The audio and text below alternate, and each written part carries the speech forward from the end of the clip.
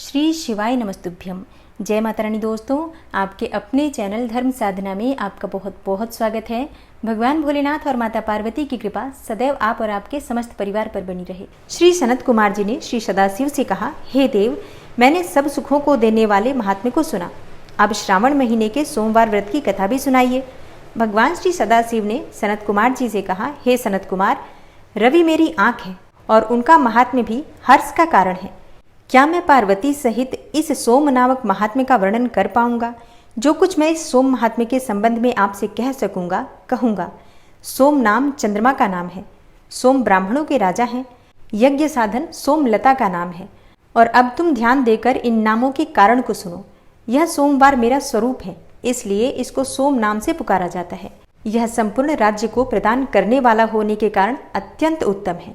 व्रत करने वाले को उत्तम फल प्रदान करने के कारण ही श्रेष्ठ है। हे सनत कुमार, अब तुम इसकी व्रत की विधि सुनो। मैं विस्तार पूर्वक तुम्हारे सन्मुख कहूंगा।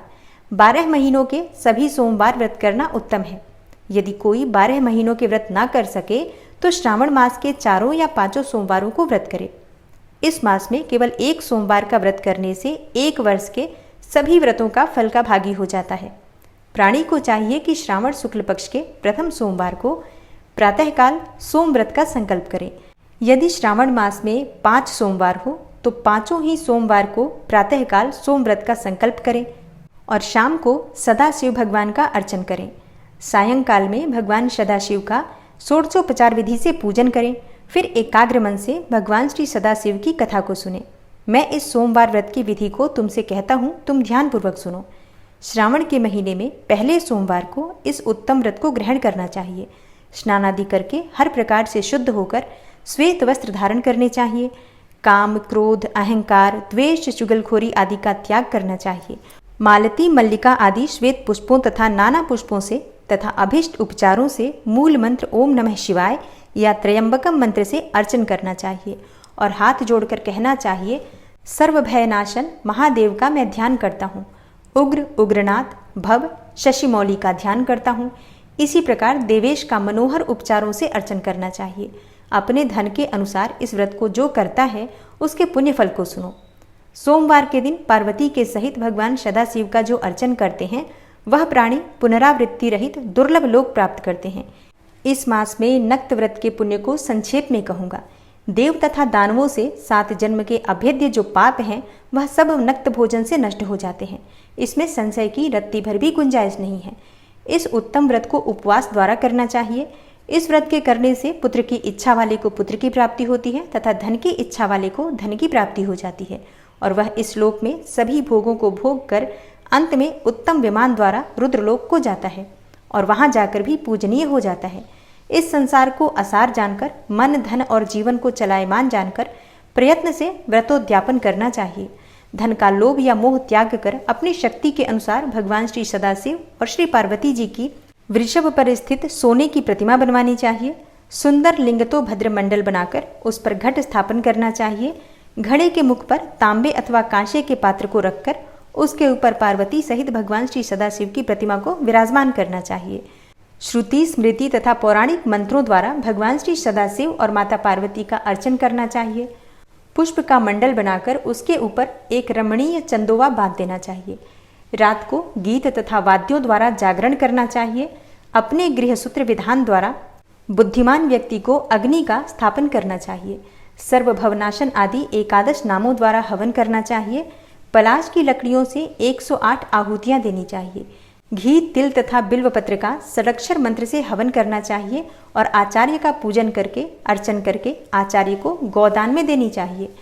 11 विद्वान ब्राह्मणों को भोजन करवाना चाहिए और उनको 11 घड़े कांसे के पात्रों सहित देने चाहिए। पूजा करने के बाद प्रधान देव तथा देव पर चढ़ी हुई सामग्री आचार्य को दे देनी चाहिए। फिर भगवान सदाशिव से प्रार्थना करना चाहिए कि हे भगवान सदाशिव, मेरा व्रत पूर्ण हो। इस व्रत से भगवान सदाशिव प्रसन्न हो। इसके बाद प्रसन्नतापूर्वक अपने परिवार के सदस्यों के साथ मिलकर भोजन करना चाहिए। जो मनुष्य इस विधान के द्वारा व्रत को धारण करता है वह जिस वस्तु की भी इच्छा करता है वह उसे प्राप्त हो जाती है। ऐसा मनुष्य इस लोक में बहुत समय रहकर अपने इष्ट भोगों तथा पदार्थों को भोग कर अंत में उत्तम विमान द्वारा शिवलोक में जाकर पूजित हो जाता है। इस सोमवार व्रत को पहले भगवान श्री कृष्ण जी ने किया था, उसके पश्चात उत्तम राजाओं और धर्मात्माओं ने किया। सोमवार व्रत के महात्म्य को जो भी सुनेगा वह भी इस व्रत के फल का भागी होगा। श्री महादेव जी कहते हैं, हे विष्णु, सूर्यवंश के महातेजस्वी परम धार्मिक राजा भगीरथ अपने पितामहों का उद्धार करने की इच्छा से तपस्या के लिए पर्वत श्रेष्ठ हिमवान को गए।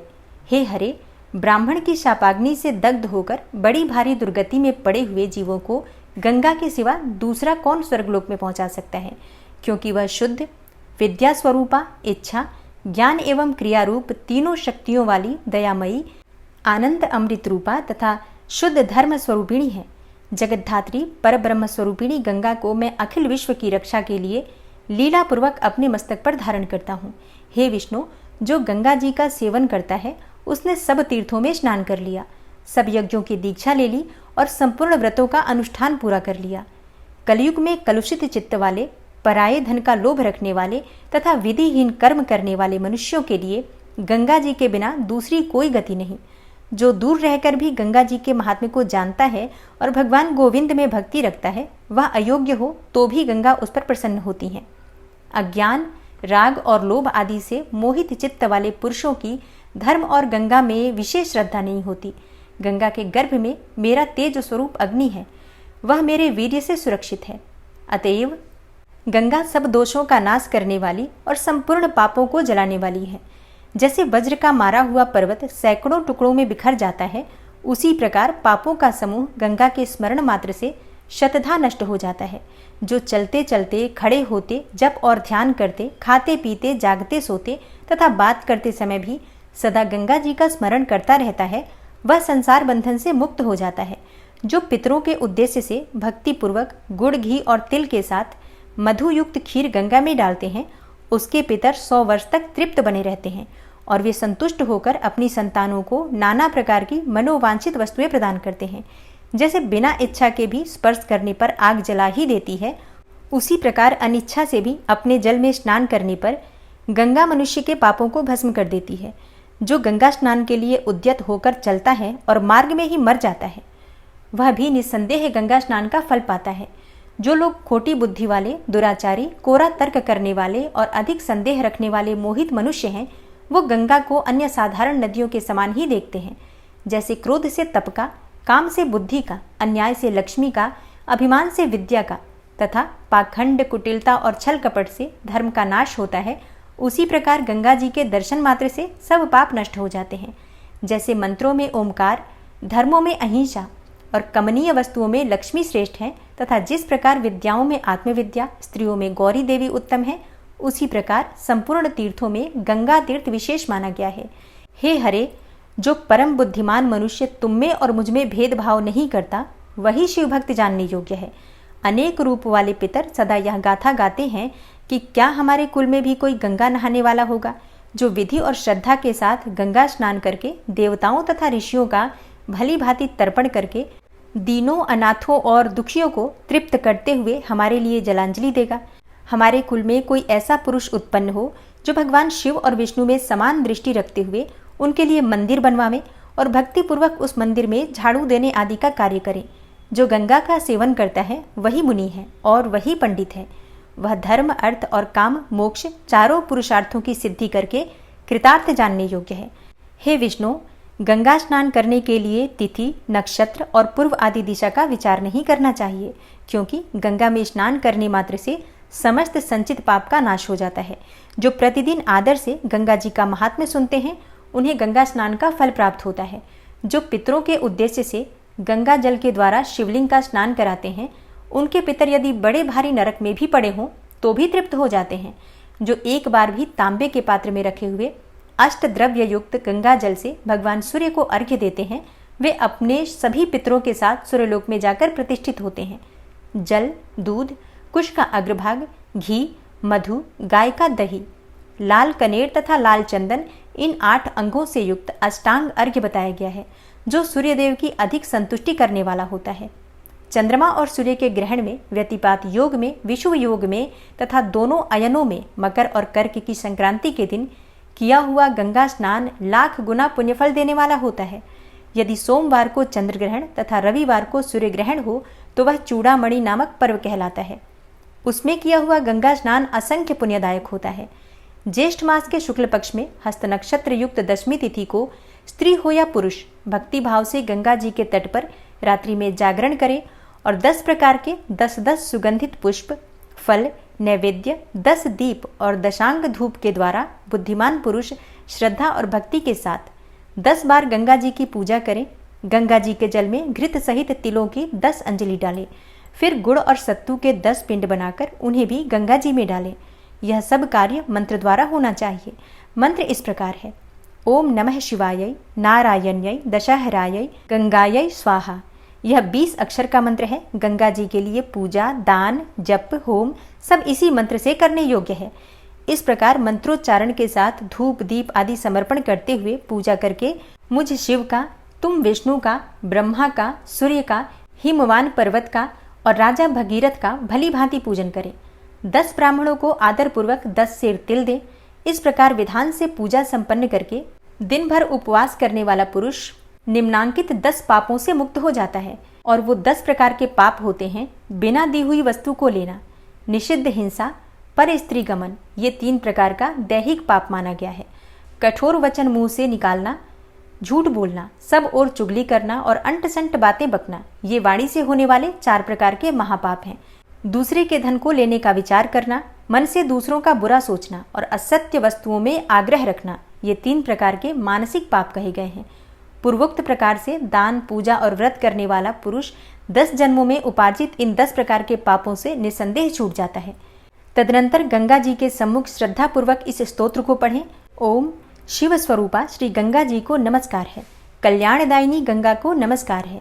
हे देवी गंगे, आप विष्णु रूपिणी हैं, आपको नमस्कार है। ब्रह्म स्वरूपा आपको नमस्कार है। हे रुद्र रूपिणी आपको नमस्कार है। हे शंकर प्रिया आपको नमस्कार है, नमस्कार है। हे देव स्वरूपिणी आपको नमस्कार है। औषधि रूपा आपको नमस्कार है। आप सबके संपूर्ण रोगों की श्रेष्ठ वैद्या हैं, आपको नमस्कार है। स्थावर और जंगम प्राणियों से प्रकट होने वाले विष का आप नाश करने वाली हैं, आपको नमस्कार है। संसार रूपी विष का नाश करने वाली जीवन रूपी आपको नमस्कार है। आध्यात्मिक, आधिदैविक और आधि भौतिक तीनों प्रकार के क्लेशों का संहार करने वाली हे गंगा आपको नमस्कार है। हे प्राणों की स्वामिनी आपको नमस्कार है, नमस्कार है। शांति का विस्तार करने वाली शुद्ध स्वरूपा आपको नमस्कार है। सबको शुद्ध करने वाली तथा पापों की शत्रु स्वरूपा आपको नमस्कार है। भोग, मोक्ष तथा कल्याण प्रदान करने वाली आपको बार बार नमस्कार है। भोग और उपभोग देने वाली भोगवती नाम से प्रसिद्ध आप पाताल गंगा को नमस्कार है। मंदाकिनी नाम से प्रसिद्ध तथा स्वर्ग प्रदान करने वाली आप आकाश गंगा को बार बार नमस्कार है। हे गंगा, आप भूतल, आकाश और पाताल तीनों मार्गों से जाने वाली और तीनों लोकों की आभूषण स्वरूपा हैं, आपको बार बार नमस्कार है। गंगा द्वार प्रयाग और गंगा सागर संगम इन 3 विशुद्ध तीर्थ स्थानों में विराजमान हे माँ गंगा आपको नमस्कार है। क्षमावती आपको नमस्कार है। गार्हपत्य, आहवनीय और दक्षिणाग्नि रूप तीनों अग्नियों में समाहित रहने वाली तेजोमयी आपको बार बार नमस्कार है। आप ही अलकनंदा हैं, आपको नमस्कार है। शिवलिंग धारण करने वाली हे माँ गंगा आपको नमस्कार है। सुधाधारामयी आपको नमस्कार है। जगत में मुख्य सरिता रूप आपको नमस्कार है। रेवती नक्षत्र रूपा हे माँ गंगा आपको नमस्कार है। बृहति नाम से प्रसिद्ध हे माँ गंगा आपको नमस्कार है।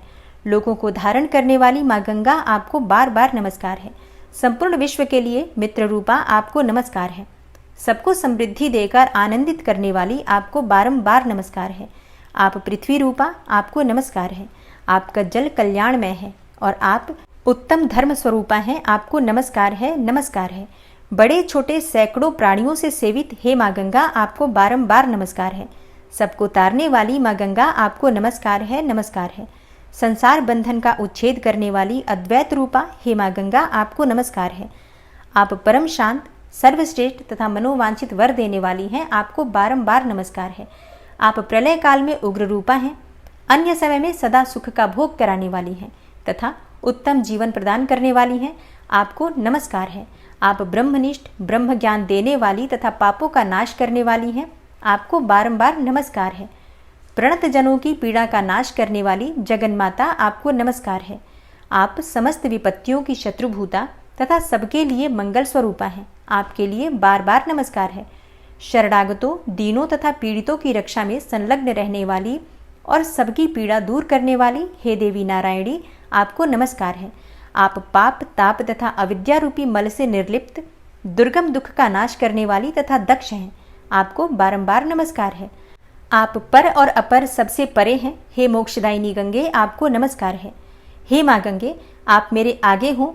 गंगे, आप मेरे पीछे हो। हे गंगे, आप मेरे उभय पार्श्व में स्थित हो तथा हे गंगे, मेरी आप में ही स्थिति हो।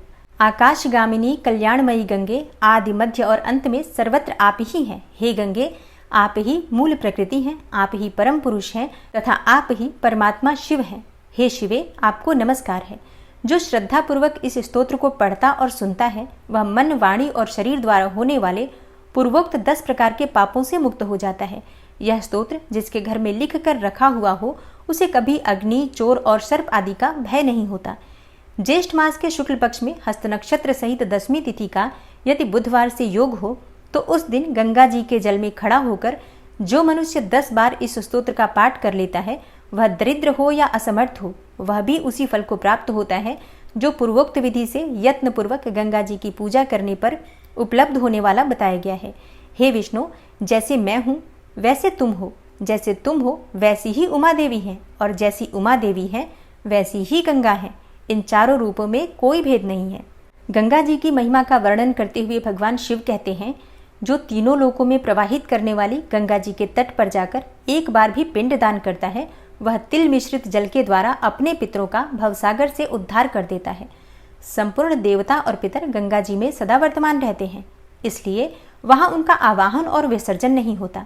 पिता के कुल में अथवा माता के कुल में तथा गुरु, स्वसुर और भाई बंधुओं के कुल में जो अपने संबंधी मरे हों अथवा जो अन्य बंधु बांधव मृत्यु को प्राप्त हुए हों, जो दांत निकलने के पहले अथवा गर्भ में ही पीड़ित होकर मर गए हों, और जो अग्नि, बिजली और चोर के द्वारा मरे हों, जो व्याघ्र अथवा अन्य दाढ़ों वाले हिंसक जीवों से मारे गए हों, जो फांसी लगाकर या ऊपर से नीचे गिरकर मरे हों, जिन्होंने आत्मघात किया हो, अथवा जो अपना शरीर बेचने वाले चोर, यज्ञ के अनाधिकारियों से यज्ञ कराने वाले, रस विक्रयी, पाप रोगी, घरों में आग लगाने वाले, जहर देने वाले तथा गौ हत्यारे हों और अपने कुल में ही उनका जन्म हुआ रहा हो, उनको भी यदि एक बार मनुष्य विधि पूर्वक गंगा जल से तर्पण कर दे तो वे भी स्वर्गलोक में पहुंच जाते हैं, और यदि पहले से ही स्वर्ग में हो तो मोक्ष को प्राप्त हो जाते हैं।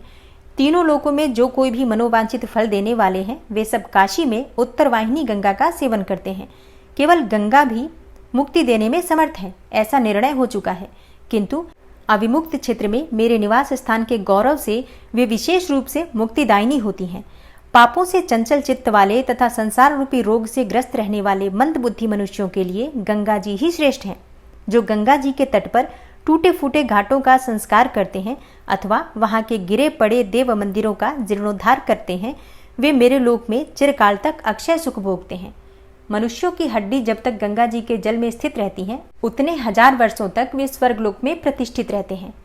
स्कंद जी कहते हैं, हे महाभाग अगस्त्य जी, सुनिए, सुप्रसिद्ध राजा भगीरथ श्री महादेव जी की आराधना करके गंगा जी को बड़ी तपस्या से भूमि पर लेकर आए। फिर वहां से तीनों लोगों के हित के लिए गंगा को उस स्थान पर लाए जहां मणिकर्णिका तीर्थ है, भगवान शंकर का आनंद वन है, और श्री हरि का चक्र पुष्करणी नामक तीर्थ है। वह पर ब्रह्म परमात्मा का सर्वोत्तम क्षेत्र है, जो लीला से ही समस्त जीवों को मोक्ष अर्पण करता है। दिलीप नंदन भागीरथ स्वयं आगे आगे चलते हुए गंगा जी को उस पुरी में ले आए जो मोक्ष को प्रकाशित करने से काशीपुरी के नाम से विख्यात है।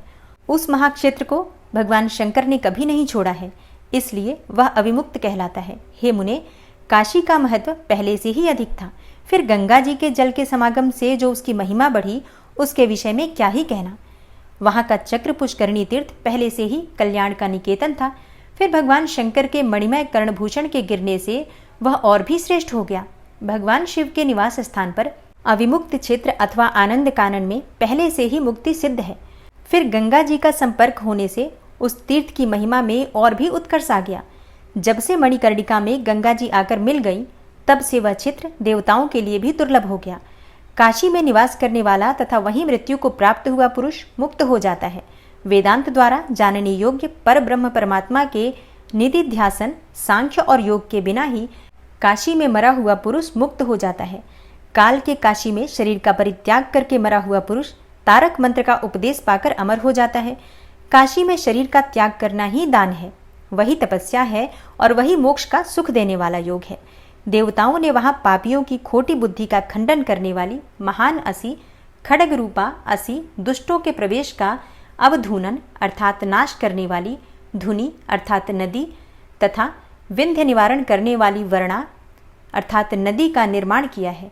काशी के दक्षिण भाग में असी और उत्तर भाग में वर्णा को उस क्षेत्र के मोक्ष रूपी गड़े हुए धन की रक्षा के लिए स्थापित करके देवता लोग बहुत संतुष्ट हुए।